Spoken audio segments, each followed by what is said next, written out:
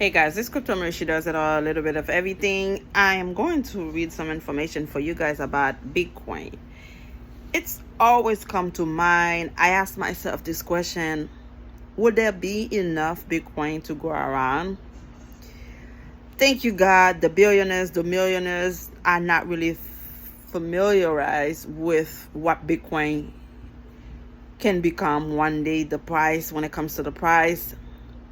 And I don't think they know how many Bitcoin was created.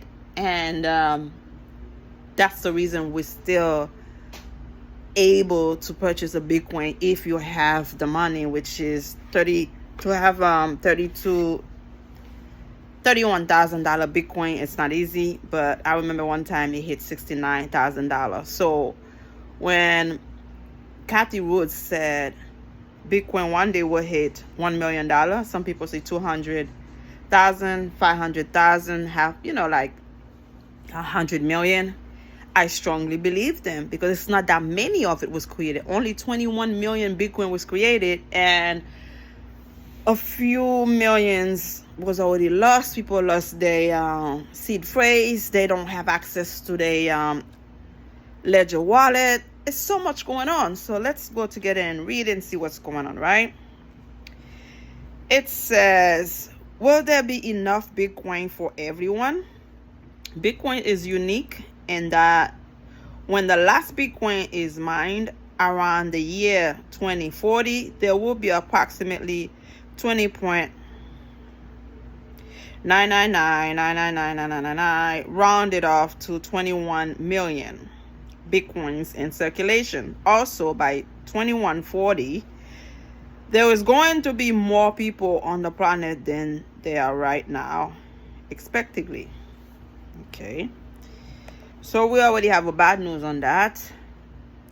And that's why the price of Bitcoin will be skyrocketing. And people were willing to pay anything for it because it's not that many around. The beauty of the visibility. The Bitcoin protocol can absorb huge amounts of capital through its transactions across the digital borders. It is also able to do this through one of the key characteristics: divisibility. Divisibility is one of the properties of any form of money, commodity, fiat, or cryptocurrency that makes something of use or value into exchangeable money. In order to exchange goods of varying values, money has to be broken down into smaller units so it can accounted for. In order to adapt and encourage the practical usage and purchase of Bitcoin as an everyday currency alternative, Bitcoin divisibility is crucial. Let's see. Just like a $1 bill can be broken down into 100 pennies, Bitcoin can also be divided into smaller units. As the value of one Bitcoin has increased, it is reasonable to buy a fraction of the digital currency instead of an entire Bitcoin all at once. Bitcoin is divided into units as small as 0. Let me see how many zero there. Okay, 0.601 Bitcoin, yes? Which makes Bitcoin perfect for micropayments. The divisibility of Bitcoin comes from the currency maximum supply and other factors such as the block reward.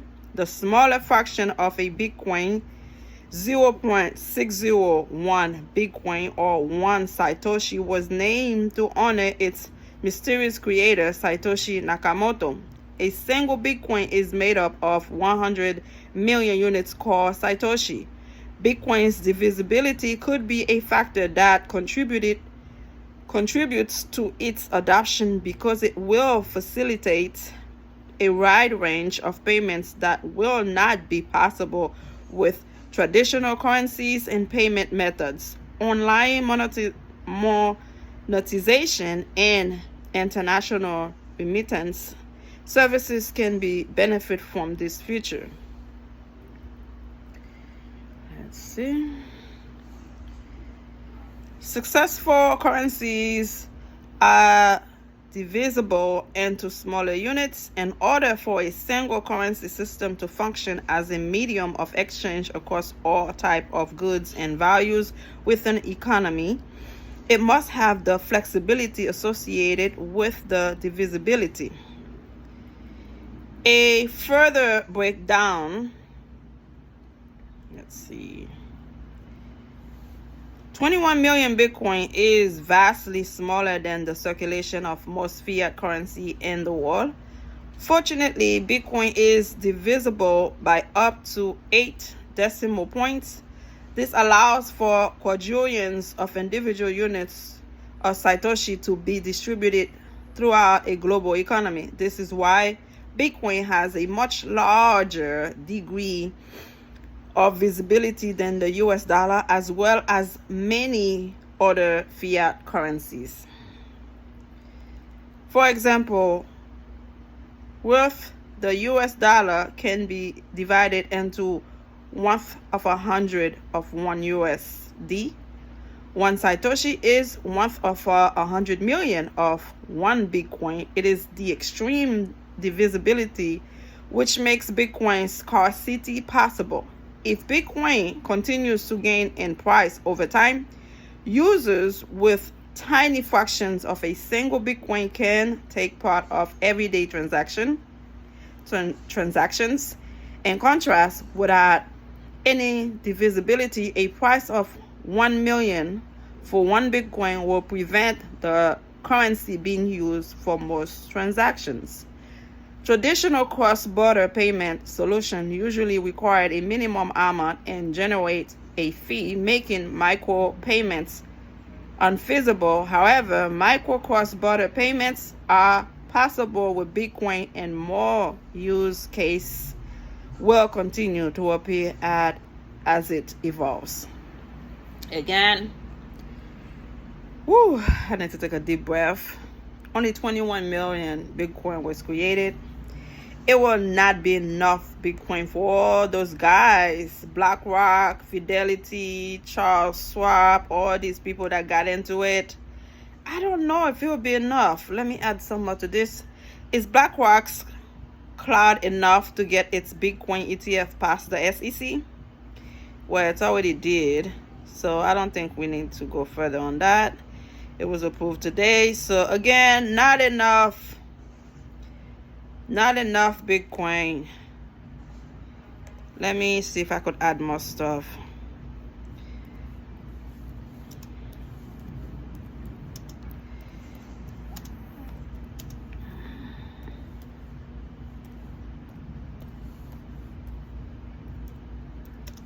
One second.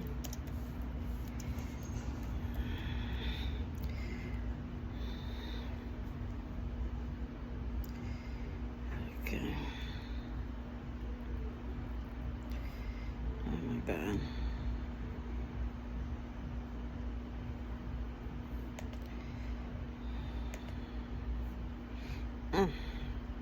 What's going on? Okay. I'm trying to make people understand that it's not that many Bitcoin around for all these big financial institutions that come over. So one day it will worth a lot of money. It will make millionaires and billionaires, you know. And let's see. Okay, I typed in Google. It says, how many Bitcoins are there and how many are left to mine? There is a limited supply of Bitcoin that can ever exist with a total cap of 21 million. Currently, around 19 million Bitcoin have been mined and are in circulation, leaving approximately 2 million left to be mined. Bitcoins are created through a process called mining, which involves solving complex mathematical equation to verify transactions on the blockchain network. The mining reward for each block of transactions is currently 6.25 Bitcoins, but this amount is halved approximately every 4 years in a process called a halving event. Yeah, I heard a lot of people talking about it. In 7 months it's coming.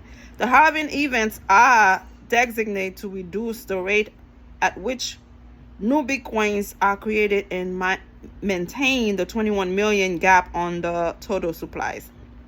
The last halving event occurred in May 2020, and the next one is expected to occur in 2024. After all Bitcoins are mined, miners will no longer receive block rewards for verifying transactions, but will instead earn fees. It's estimated that all Bitcoins will be mined by the year 2140, at which point the last block reward will be released. If Bitcoin is lost or destroyed, it cannot be recovered, which can lead to a decrease in the total supplies of Bitcoin and an increase in their overall value. The 21 million Bitcoin supplies limit ensures that the cryptocurrency is deflationary in nature and it set it apart from fiat currencies, which are typically inflationary.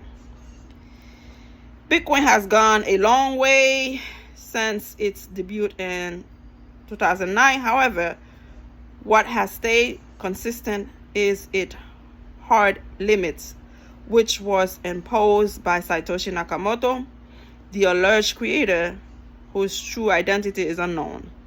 In the source code, Nakamoto set the upper limit of 21 million Bitcoin, implying that no one can be mined or circulated. Although Nakamoto did not explain establishing the limit of 21 million, many people considered it a significant benefit for the world's oldest cryptocurrency. According to them, the cryptocurrency's limited quantity maintains its cost and keeps its price stable for years. Okay.